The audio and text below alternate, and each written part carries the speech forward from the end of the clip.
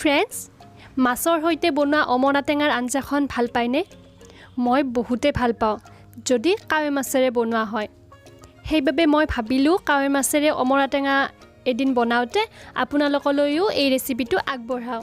তেন্তে আহকচোন চাওঁ ইয়াৰ বাবে আমাক কি বস্তুৰ প্ৰয়োজন হ'ব। ইয়াৰ বাবে মই 5টা কাৱৈ মাছ ভালদৰে বাছি ধুই লৈছোঁ। যদি আপুনি বিচাৰে কাৱৈ মাছ নহ'লে বেলেগ মাছেৰেও অমৰাৰ আঞ্জাখন বনাব পাৰে, কিন্তু মই কাৱৈ মাছেৰে যিহেতু বেছিকৈ ভাল পাওঁ সেইকাৰণে কাৱৈ মাছ লৈছোঁ। অমৰা লৈছোঁ 6-7টামান। যিহেতু এতিয়া পকা অমৰা পোৱা নাযায়, খাবৰ মন কি কৰিব আৰু, সেইবাবে মই কেঁচা অমৰাই বইল কৰি লৈছোঁ এটা চিটি আনি।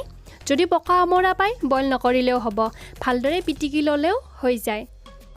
একেলগতে মই অমৰাৰ লগত 2টা আলু বইল কৰি লৈছোঁ।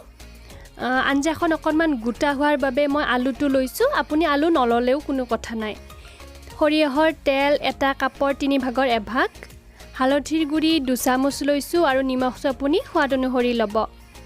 ইয়াৰে পিছতে পাঁচফোৰণ আধা চামুচতকৈও কম লৈছোঁ, সৰিয়হ গুটি আধা চামুচ লৈছোঁ আৰু অকণমান মই চেনি লৈছোঁ আধা চামুচমান।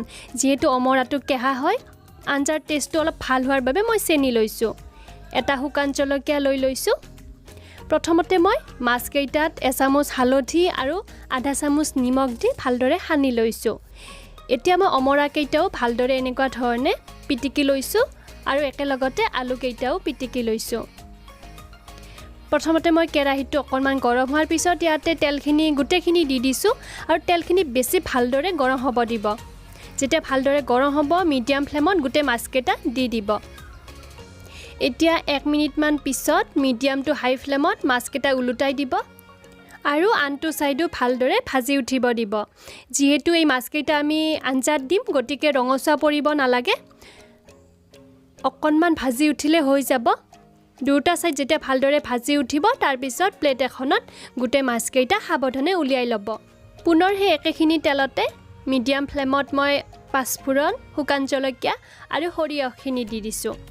যেতিয়া সৰিয়হখিনি কিছু ফুটা হৈ যাব তাৰপিছতে আপুনি পিটিকি থোৱা অমৰা আৰু আলুখিনিও দি দিব।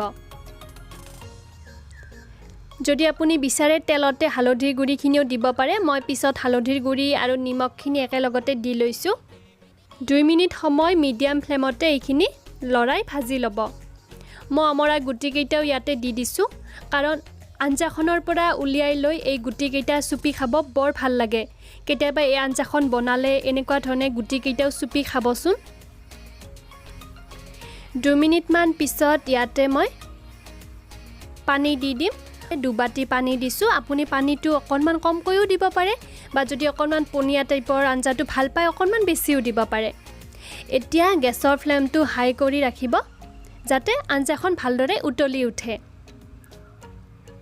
যেতিয়া আঞ্জাখন ধুনীয়াকৈ উতলি উঠিব, এয়া দেখিছে নহয়, তেতিয়া আপুনি মাছখিনি ইয়াতে এড কৰি দিব আৰু মাছখিনি দিয়াৰ পিছত এবাৰ সাৱধানে লৰাই দিব আৰু তাৰপিছত ঢাকনি দি এইখিনি 3 মিনিটমানৰ কাৰণে 3-4 মিনিটৰ কাৰণে মিডিয়াম ফ্লেমতে ৰাখি দিব।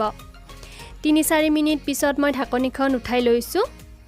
ইয়াতে চেনিখিনি দি দিব আৰু চেনিখিনি দিয়াৰ পিছতে এবাৰ পুনৰ লৰাই গেছটো অফ কৰি দিব। এয়া চাওকচোন কিমান ধুনীয়া গোটা টাইপৰ হৈছে আঞ্জাখন, আৰু চেনিখিনি দিয়াৰ পিছতে টেষ্টটো বহুতে ধুনীয়া লাগে এই আঞ্জাখনৰ। মই ঢাকনিখন দি দিছোঁ আৰু গেছটো অফ কৰি অকণমান ঠাণ্ডা হ'ব ৰাখি দিছোঁ। আপোনালোকে নিশ্চয় আগতে অমৰা টেঙাৰ আঞ্জাখন বনাইছে। এবাৰ মই দেখুৱাৰ ধৰণে আপোনালোকে বনাই চাবচোন আৰু কেনেকুৱা পায় মোক জনাব।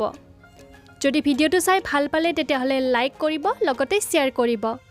তেন্তে আজিলৈ আহিছোঁ, ধন্যবাদ।